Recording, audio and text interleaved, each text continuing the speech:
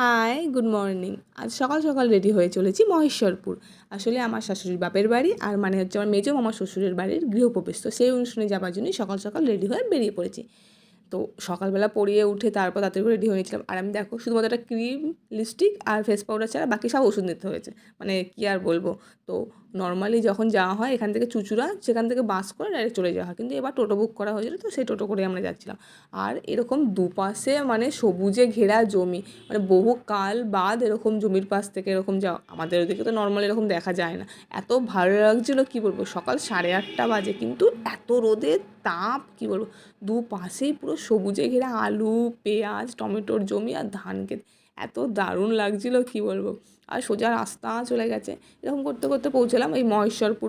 মানে এটা হয়তো মোড়ের মাথা যাও কিছু একটা। তো এখানে মিষ্টি নেওয়া হচ্ছিলো আর আমরা টোটোতে বসেছিলাম, তবে আমাদের জন্য একটুখানি কালাকাঁদ নেওয়া হলো, খাওয়া হলাম। তারপর ঢুকলাম প্রপার ওই গ্রামের রাস্তার ভেতরে। নদী, তারপর হচ্ছে পুকুর, তার চারপাশে গোল করে তাল গাছ, মুরগি, গরু, মানে দারুণ লাগছিলো। তো এইখান থেকেই তো পৌঁছলাম শাশুড়ির বাপের বাড়িতে। ওখানটা এটা হচ্ছে গিয়ে দুর্গা দালান, মেনলি এখানেই সমস্ত পুজো হয়। তারপর ঘরে গিয়ে একটু জল মিষ্টি খেলাম, সকালে টিফিনও করেছিলাম, সেই ক্লিপটা নেওয়া হয়নি।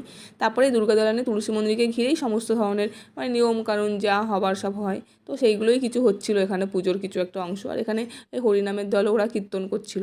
তো এই ভিডিওটা এইটুখানি, সব নিলে একসঙ্গে অনেক বড় হয়ে যেত, তো বাকি অংশ পরের ভিডিওতে। তো